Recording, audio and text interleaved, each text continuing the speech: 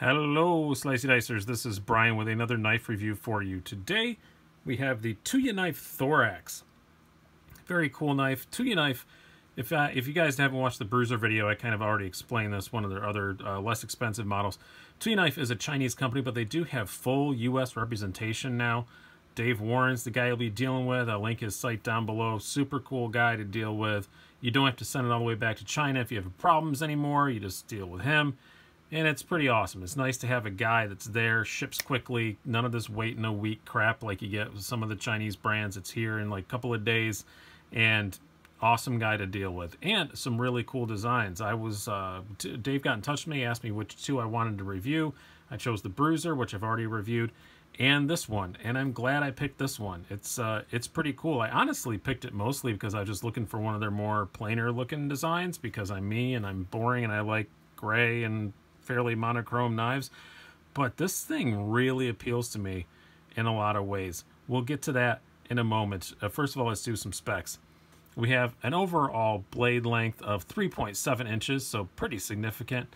You have an overall length of 8.7 inches according to my measurements, weight of 4.5 ounces, handle thickness of 0.52 inches, and blade thickness of just a 0.14. So for a blade this big, not too significantly ridiculously thick.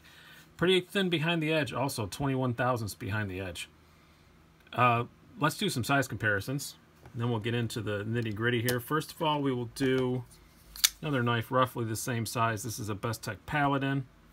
You can see pretty, oh, we got it off camera there. Pretty similar overall size to that. Let's do another knife that's fairly similar in size. You have your Rat Model 1, almost identical in size to that. And for consistency's sake, let's do two that we use here often for slightly larger knives. This is your Benchmade 940. It's a little bit longer and thicker than that. And last but not least by any means, the good old standby Spyderco Paramilitary 2. A little bit longer than that, but not a whole lot, especially in the handle length. All right, let's talk some more about this knife specifically. First thing I really liked about it when I took it out of the box and I opened it, I love the look of this blade shape. It's kind of a clip pointy thing, and I like the shape of the handle's very modern in its details, but in its overall shape, it isn't. It's a bit of a throwback in its shape. I really like that about it. I've kind of said I feel like this knife is if like the set designer from Blade Runner 2049 designed a modern, you know, Buck 110 or a postmodern Buck 110. If they designed a 2049 Buck 110, it just the overall look of it. Just I don't know. It may just be me, but it kind of reminds me of that. Love the look of the shape of the blade. Love the look of the shape of the handle. It's nothing too crazy. You can get it in these colors reversed. This is gray with blue details. You can get it blue with gray details.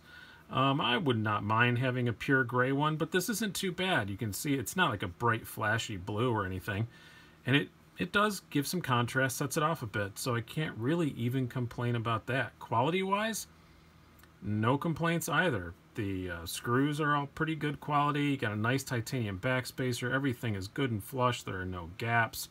This milled pocket clip is very well done. All the milling is very nice. It looks great. I do like that they just didn't cut off the milling on the lock bar here. They kept it going, even though you're not really going to use it, just for aesthetics. I think that's pretty cool. If I have one like aesthetic issue, same issue I have with Bestech, just that the printing on it is just a very boring font. You can see this is one of the first production, 86 of 100. I don't know. I don't mind it being there. I'm not anti-billboarding like a lot of people are, but just pick a more exciting font, guys. I'm going to keep saying that until they do. This is smaller than you see on some knives, but it's still just a boring font, I guess. I don't really know what else to say about that. But that's a pretty small flaw. Otherwise, I really like the look of it. It's got just enough aesthetic flair to keep it interesting, but it's not ridiculously flashy. And the quality, as I said, is outstanding. Now let's talk about this blade, because that's the most important part of a knife, right? S35vn steel, super, super, super sharp out of the box, cuts paper like a dream, all that stuff you'd expect. Very thin, or fairly thin behind the edge. 21 thousandths, as I said, and Very high flat grind, and as I said, at its thickest point, it's still only 0.14 inches blade stock. So it's a very good slicer, and I love this clippy point shape. I really, really do. You get just enough belly, a lot of flat, very robust tip. I really love the blade on this knife. I really do, and that's the most important part of a knife. And the ergonomics are not bad either. It's not bad. It fits very well in the hand. This, with all the milling on here, is perfectly grippy enough without being ridiculous. The jimping up here doesn't do a whole lot, honestly. I wish it went forward a bit more. If it came up to like about here, I think I'd be much happier with it. But other than that, no real hot spots. You do feel that clip a little bit, but it's well rounded. You feel it. I wouldn't call it a hot spot. You feel it, but it's not. It doesn't really pinch on my hand too much at all. But I know it's there. But it is well rounded, and they did a good job milling it. So I'm not really going to complain about that too much. Yeah, if I had any ergonomic complaints, I just wish there was a bit more jimping going forward. That's about it. As far as carry goes, that's the one problem I have with this knife. And let me close it up here so you get a better look. Yeah, you got a lot sticking out. It carries very high. This is the line where it's going to be sticking out of your pocket. That's a whole lot of knife sticking out. If this was a smaller knife, I'd be freaking out about that. If this was like a 3.2 inch or a 3-inch blade, I'd be freaking out about it. This is a fairly good sized knife. It's not ever going to completely disappear in your pocket, so I forgive it a bit. I will say on the upshot, the way the handle is swept away like this at the end, it's not pokey. There is a bit sticking out, but like some knives that have this much sticking out, when I sit down, it's jabbing me in the side. This doesn't do that at all. It doesn't jab me at all. When it's in my pocket, you know, it's kind of pushing away. I don't ever feel like it's jabbing me or anything like that. So I can't complain a whole lot about it, but God, guys, and it would be so easy.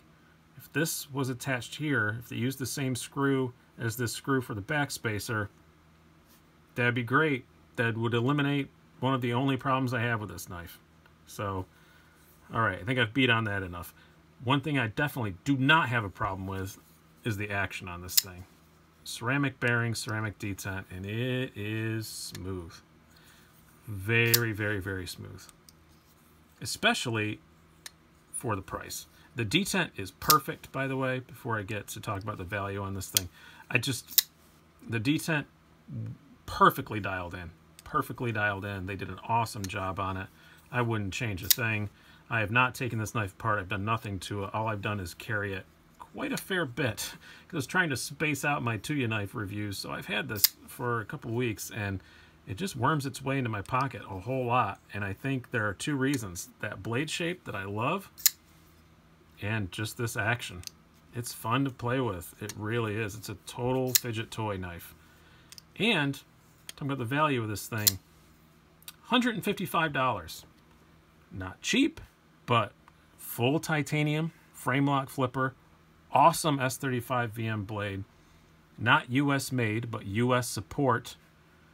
That's good. That's something you can't really undervalue.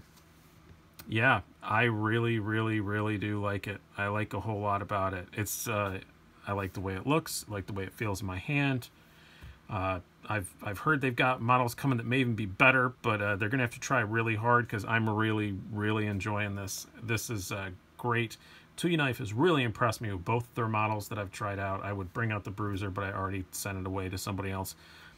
I'm gonna pass this on to some other people to review, and then it will be back probably in my permanent collection. Not gonna lie to you, I think I'm gonna keep this thing around. It's very, very cool.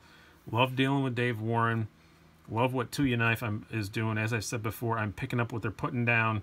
It's a exciting new company. So many new companies pop up that you're like, they're gonna be gone in a week. Not these guys, not Tuyaknife, not with Dave Warren running it, and not with products like this. This is just a great, great knife. And this is going to be one of my shorter reviews. Sometimes when I really love a knife, the reviews wind up being shorter. It's not because I don't want to say more about it. It's just I don't want to keep repeating myself and keep saying it's great, because it really is. Is there anything I missed here? It does have a stainless steel lock bar insert with an over travel stop. I don't think I mentioned that, but you kind of expect that.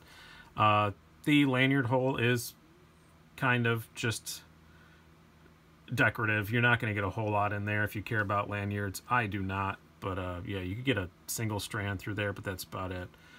Doesn't bother me a bit. I don't like lanyards, so yeah, really like this knife. Highly recommend it. If you're looking for something in this $150, $160 price range, really can't go wrong with the Tuyaknife Thorax. They have some other offerings in the same price range if you don't like the look of this one, if you're a crazy person and don't like the way it looks. So hope you guys have enjoyed this. I've been Brian. Have a good one.